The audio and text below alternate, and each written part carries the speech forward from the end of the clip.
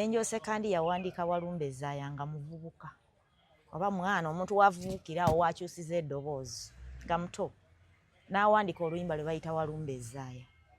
Omugenzi John Mabirizi n'aluyimba teyalufulumya. Principal Job Kafeero n'aluyimba n'alufulumya. Naye nga nnyiniro tebamugambye baabitwalawo bya kisaazisaazi. Kati oluyimba olwo ne lutunda nnyo. Enjose kandi kyavaawa ayimba oluyimba ebigwo mu bayimbi. N'ateekamu layini egamba nti yanzibako ekivulu jangu olabe. Abawuliriza ne bamutenda bwasuza omutwe. Ne ndowooza okudda mu bikamulonga temujja kuva muka. Yalowooza okola oba naye nti akoleyo Walumbe Ezaaya paati tuba mutegeere nti nga tekijja kukola. Ate Kafeero yali musajja mwetoowaze ennyo n'amwetondera era ne bakkaanya atandike ng'okumuwa ennyimba mu bulambalamba. Era ababimanyi babimanyi naye mulaba Bbajo bwe yakyogerako buli omu yavaayo n'avumanga bw'alaba. Oba okitegeera. Kati ebintu ebimu ebyenyiisa abantu n'agamba kansiriko abali byogera ku maziika gange n'akirekawo mu bbanga. Mwana nga Enjose kandi gwayimiridde we bazoleeza Pawulo, nga gwayimiridde we bakkakkanyiza Pawulo, nga gwayimiridde we balagira nti omutwe gwa Pawulo baategeereranga mutegeerere. Naye omuntu ayagala ki? Mu nsi muno omuntu omuwe ki?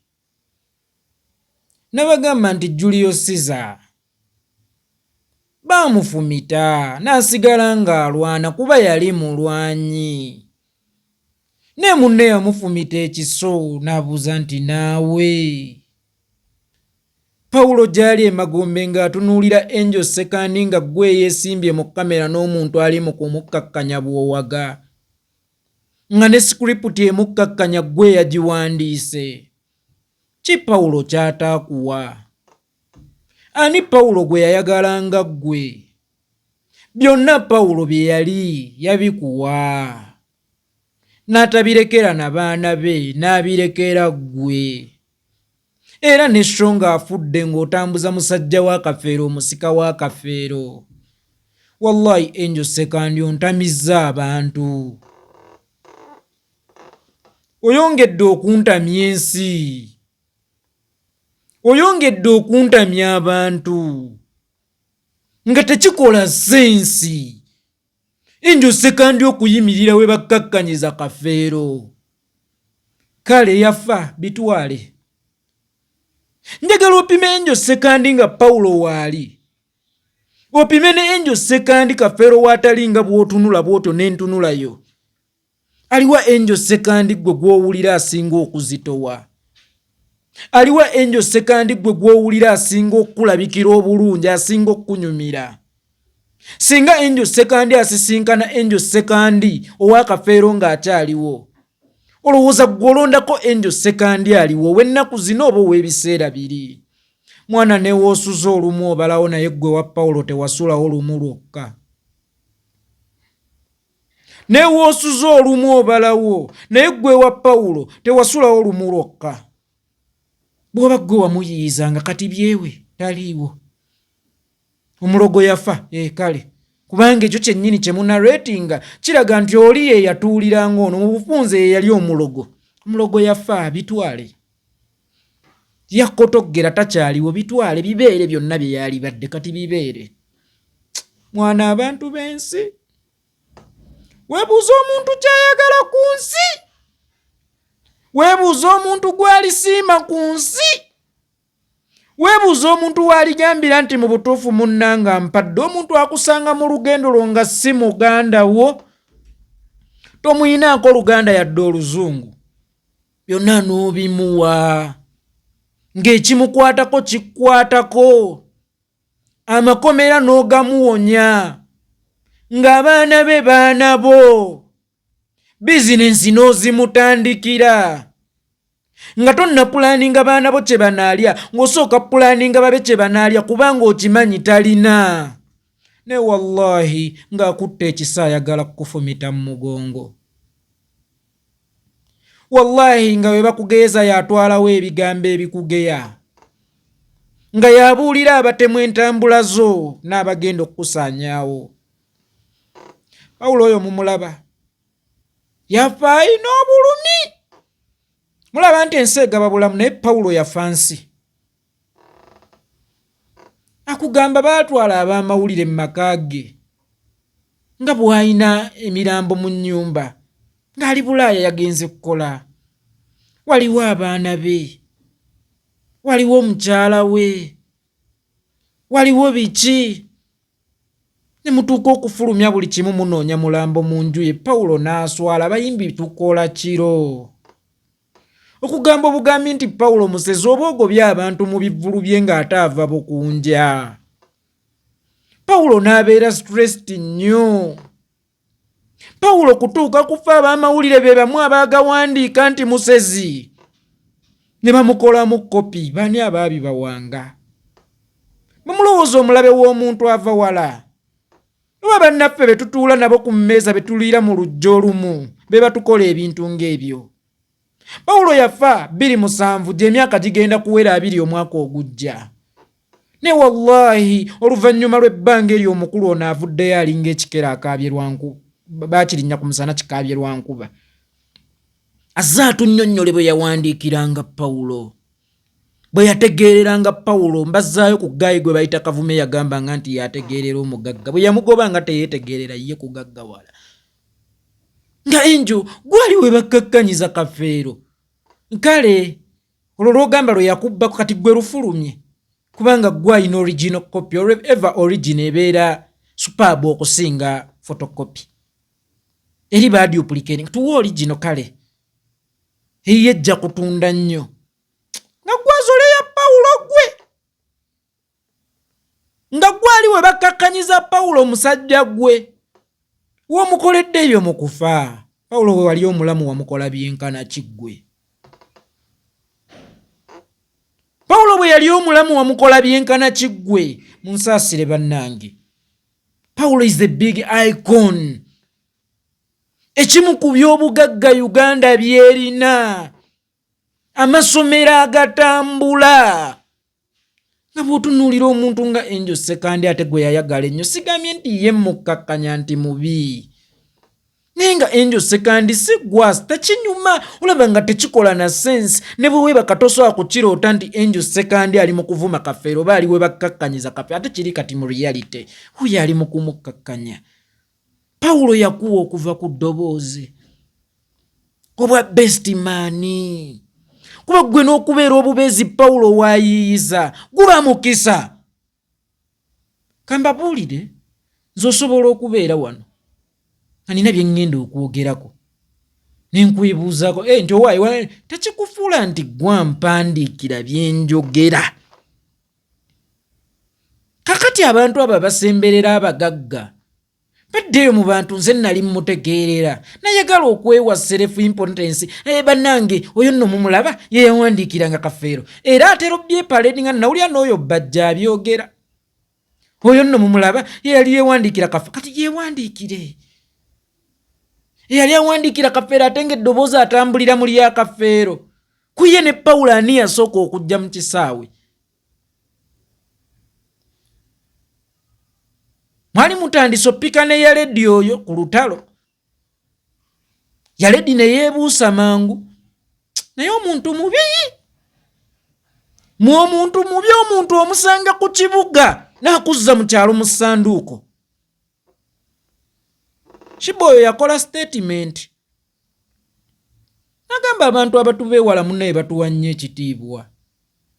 Naye abantu abatusemberera batuuka ekiseera ne batukkakkanya ne baagaana okutujja ku levo yaabwe batusize ddala bwansi waabwe sina kindi mu ntaana batutambulirengako oba batuvugirengako emmotoka. Ekituufu kiri nti oba tulekengawo ku gaapu wakati waffe n'abantu. Naye abantu abo betusembeza babi. Abantu abo betwesembereza babi. Angel Sekandi yali mu kuzaala wa Kafeero mwana. Yali mu kukkakkanya Kafeero yamulekera okuva ku ddoboozi. Ebyuma byakulabako n'ebivulu ebyokukola nga Kafeero agenze. Omwana oyo yali mugaggawala. Gwe bw'oba olaba nti Kafeero yakotoggera tewagaggawala nga ye, ne bwe yavaawo n'akulekera akatiba newe okutandikira walema okugaggawala, muba mwayavuwalira wammwe waka. Tereze byewammwe. Bantu babi. Ekikyova olaba Allah takola nsobi bannanga okumma abantu abamu. Mwekamba buulira ebiseera ebisinga basudde oyo yakola statement naga nti obuntu bulamu buyamba, kanyimbe na kayimbe. Obuntu bulamu buyamba naye nsaba obukozesenga ng'oziika bafu ku kyalo, kuba omufu abatategeera, kubalamu togwirananga, si ggwe obeera wabazaala, ne Katonda ojja kumunyiiza, ng'oyamba abeeyamma byonna, ojja kuba omunyomeredde, omukolera pulogulamu, yebe yasalawo bajeere, gwate n'obapangira ensi. Abantu abo baba baagala otutta baba baatondebwa kujeera. Baba baatondebwa butalya. Baba baatondebwa kubanga tebeekozesanga bamasikiini na ku nguudo. Gwe n'omupangira ensi n'omuteerawo n'ekyokukola akole, ajja kwettira. Oluusi takutta lwakuba ayagala.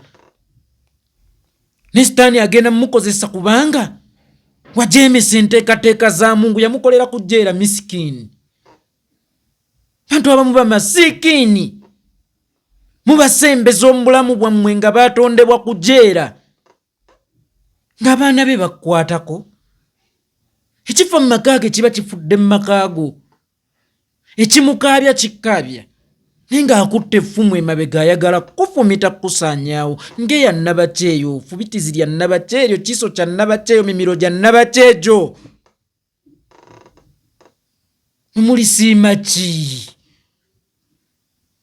Nga erinnya lya Pawulo we ligenderako enziro. Wallahi enjo n'eriryo liba ligenzeeko enziro kuba eriryo linywa mu lya Kafeero. Oli mugga ogusena amazzi mu nnyanja gye bayita Pawulo, ate gwagiyiwamu ettaka. Pawulo asobola okubeera omusiru, gwe n'obaamu amagezi. Pawulo asobola okubeera atasaanidde, gwe n'obeera asaanidde. Omusajja oyo namulaba n'emabegako. Mulaba empaka za Kafeero ne Basuddaani asinga, ezo za Messi na Ronaldo teziriggwa. Era nabagamba buli omu akusingire mu ngeri yo, era buli omu abeeko kyakusingira mu kino oba mu kiri. Naye ogwo twagulekera ensi egusale ng'ogwa Messi ne Ronaldo. Naye omusajja oyo yatambulanga ne Pawulo, ayimbanga Pawulo, yajja n'awaana nnyo Basudde, n'alaga nti Kafeero ate yali wa bigere nnyo, sigaana nange Basudde emmenta wange gwe nsinga okwagala. Naye Ronaldo oyo yalumwa nnyo omutima, yamenyeka.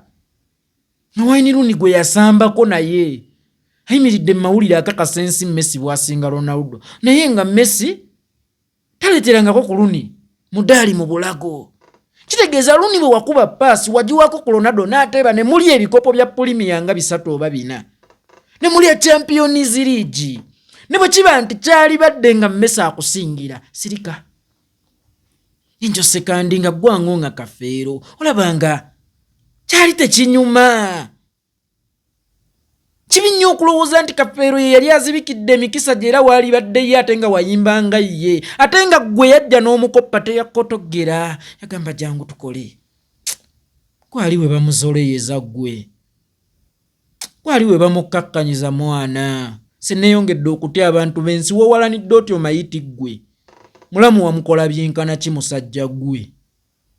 Tuli basiibu bannange nabatusuza empewo nga tuzuŋŋana n'ensi. Bafuna akadde eri emimwa kyopona okunyuma beeyagaleko. Ne beetaba mu bikoosi ebyo ebizunze emigoozi gitusaanyeewo. Ate temwali badde mmwe, kale olabye enjoka ssebussiru bwazo. Mugatte ebintu kati oba yali agamba ani? Ne mu byafaayo jjukira Yesu Kristo olukwa baalumulyamu. Ku mmeeza ye nga bw'atuuza ekibya bakooleza ddala ddala ddala ddala mu kimu. Pawulo yafa, n'eregaseyo ekyatambula. Pawulo akyali ssomero. Pawulo tukyamusomako, Pawulo tukyamuyigirako, Pawulo akyatubuulira mmwe kambabuulire ekyenjawulo ka Pawulo ako. Munsonyiwa okukayita ka Pawulo kubanga kaali ka bugagga kaffe. Pawulo mu buli mbeera yaliwo. Mukwano gukuluma nga Pawulo waali. Olina kunyiizizza nga Pawulo waali. Ofiiriddwa nga Pawulo waali. Oli disappointed nga Pawulo waali. Ezireeta ono ze namuwandiikira Walumbezaaya. Kisoboka. Naye nga bwe mwasalawo kibeere kyammwe kireke. Kuba Walumbezaaya kitono nnyo kafeero bye yakkolera ate era siggwe yamuluwandiikira kubanga basudde yasima n'omusingi gw'oluyimba olwo nga luva mu Walumbe Ttanda. Naye omukazi n'atuuka okujolonga Pawulo obwenkaniddaawo. Musiimeeko mmwe. Musiimeeko kubanga Pawulo okubeera emagombe yali badde alannamye kati yeegolodde. Nga manyi n'abaana be yabalekera mu ntula beggunju. Yaleka ku nsi ne kataloogo ye. N'otambuza obuvu omusajja wa Kafeero, omusika wa Kafeero. N'atambula bizinga ku bizinga, kyalo ku kyalo, siteegi ku siteegi, kisaawe ku kisaawe, kikaali ku kikaali. Sente yazikola. Naye oba yayavuwala ki? Nze naawe ekyo ekimwisala ssente mu nsawo kubanga talina kuba na nsimbi. Nze naawe. Yali ku linnya lya Kafeero afutyanka. Gwe bw'olifa waliwo abagamba nti omusika wa Sekandi gwe Ssaabawandiisi w'ekyasa gwe taweewukira yadde mulaatiri. Musika wa Sekandi ye yaani? Kale owa Kafeero twamufuna. Era ani ali yeegomba okukusikira? Omanyi se ne bassenga babaana bange nabagamba omwavu towa mwana wange busika. As simple as that. Tomuwa. So wange tasikira musaayi. Yakuba ennyendongo towa mwana wange busika. Obudde yabumalira mu kukyusa amalya towa mwana wange busika. Asikire ki? Kakati naawe Angel Sekandi ng'ani oyo yali yagadde okudda mu bigere by'oyina ki? Kataloogo ye ezitowa ki? N'obeerawo n'olemu okwekolerera. Oyo mwana yalina ekitone. Angel muyise mwana lwakubanga yali wansi wa Pawulo wange. Yalina ekitone Angel. Ate ng'asigazza akatiba ng'asobola okweyongerayo. Ne yaddamu kwagala kwematiza nga bwe yali ategeerera Pawulo akakatwe. Kategeerera omutwe gwa Pawulo gwonna. Gwe Pawulo mumanyi. Gwe nsobola okukuwaamu ku ngatto za Pawulo n'oziyimiriramu yadde essaawa yazikulekera oba wazeeyambaza ng'agenze. Waziyimirira mu bbanga ki ggwe? Ngatto za Pawulo waziyimirira mu bbanga ki nga zikulemeredde nga ggwe yali awandiika ate nga kyali kwanguyidde nga ggwe Ssaabawandiisi? N'ayimirira ffe yali talinawo atuuka basudde. Sinange basudde mwagala naye nabagamba ez'empaka za Ronaldo na Messi kyabwewussa. Ne bw'oba wasambako ne Messi okukakkanya nnyo Ronaldo. Era kyabwewussa ne bw'oba wasambako ne Ronaldo okukakkanya Messi. Kale ate ne kiba kyabwewussa nnyo kubanga wasambanga na Ronaldo ate n'owaana Messi n'okkakkanya nnyo Ronaldo. Musajja oyo kiki? Pawulo wafa ki? Kyobola bassebatta akyassa gwe batenda ettima. Basudde oyo yalina ekisa wadde yali mubi nga nze. Bulungi bwe bwamuli munda. Fesi ni mbaaya. Naye ng'omutima gwali mulungi nnyo. Pawulo yali mulungi nga n'ebivulu ebyereere abigaba. Kyovola bupromota obumu bwatekinga nga advantage kazze n'ebizibu byako kasanze Pawulo awantu. Pawulo akawadde ekivulu akakoledde lisiiti kaŋŋambe kakadde nga katono naye nga kannyonnyodde kapeera ebizibu byako. Pawulo naga mumukolere lisiiti. Ne bamukolera lisiiti ne bamuwa ekivulu. Ono n'agifuula advantage oli bw'aba mutamiivu kwekola bw'oti paka kadde nze ngenda mmutuukirira wazenze we mmutuukirira mu nsawo we mubazaana alya ne zaananywa muwendo kyogwo gwagaana we kugamba n'olaba akakolwa ng'akazannyira mu musiri. Abantu abalungi ennyo abantu batekinga that advantage ey'okuba nti tuli balungi nnyo ne babulabanga ate obunafu oba obutategeera. Kaba oyo kamiiri, mulaba oyo kamiiri, waliwo abantu aga tamanyi kyali. Are you sure?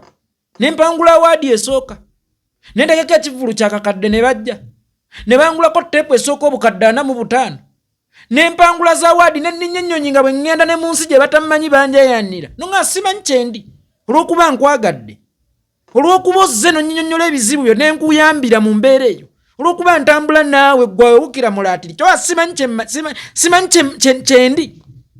Buba bulungi bwa mutima oluusi bwe bubalowooza nti omuntu abeera tamanyi kyali. Ne bubalowooza nti omuntu abeera tamanyi kyali bantu mmwe ne teri wamaanyi atamanyi kyali, teri gwe basasulira atamanyi kyali. Mujjegga omu yayimirira mu maaso n'ambuuza whom are you? Nga gwani? Really? Nga gwe wali agwanidde okumbuuza eki? Gwani? Really? Igwe?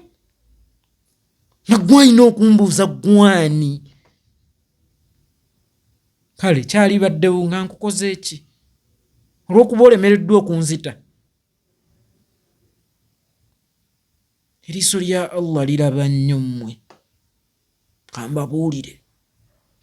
Ate nze mu nsi nsobola okugumiikiriza byonna, humiliation yonna ne bweba yatto kyange endeesa enkovu, naye emmeeme etafumba bigambo ekwogeza munno kyatalyerabira. Gwe wagulira ku mmere ng'akubuuza gwani? Gwe watandikira bizinensi ng'akubuuza gwani? Gwe waweererera abaana ng'akubuuza gwani? Gwe walabirira famire ng'akubuuza gwani? Kiki ng'owulira ogezze nnyo, ng'owulira ozitowa nnyo? Najja bw'omu ne mu ssasa lwe bampumbayo bwogu.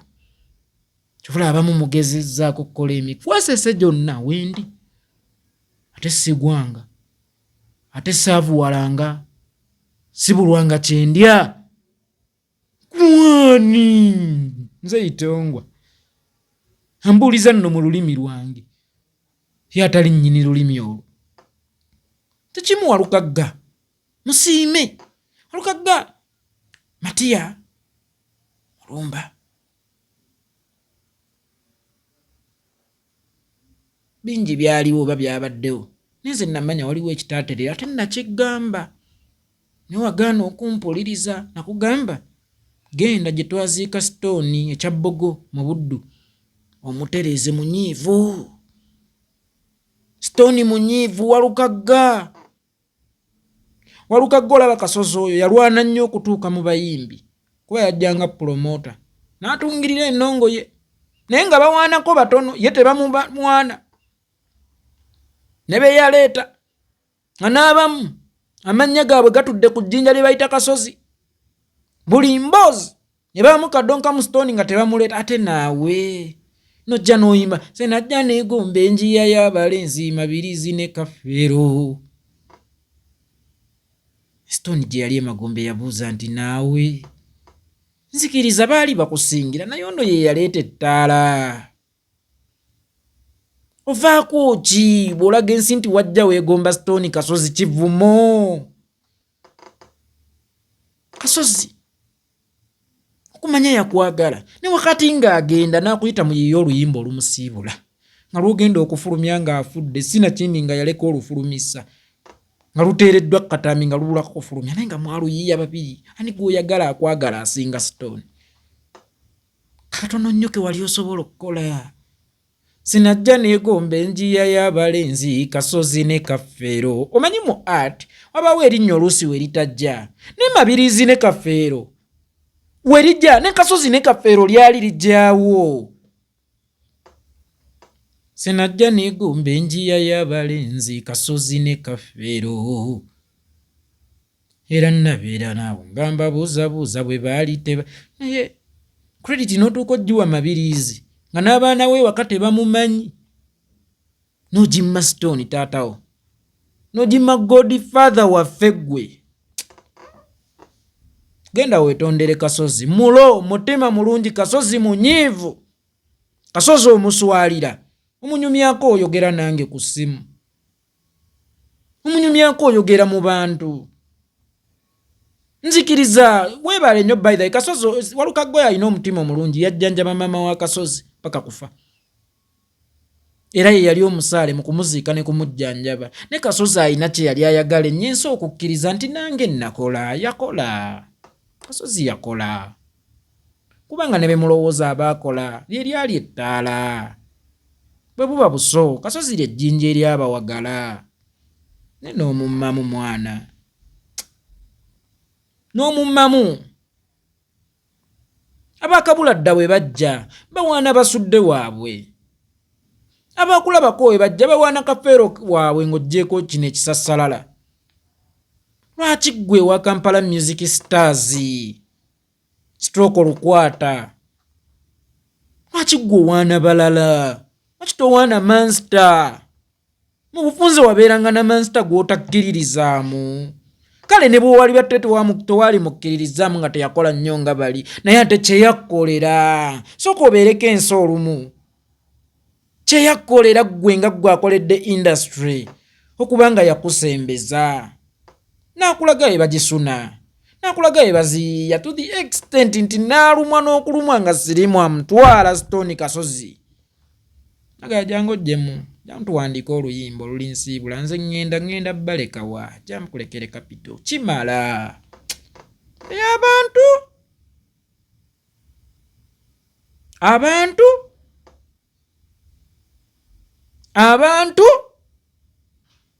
Abantu wetegereze nnyo gw'oyagala okulekera abaana bo ng'ofudde. Mukamba buli bamulekwa bali ku nguudo mmwe. Abaana bali ku nguudo mmwe si lwakubanga bakitaabwe tebaategeka, naye abantu be baalekera abaana baabwe nga babeesize. Abantu abo bajoonyesezza abaana b'abafu.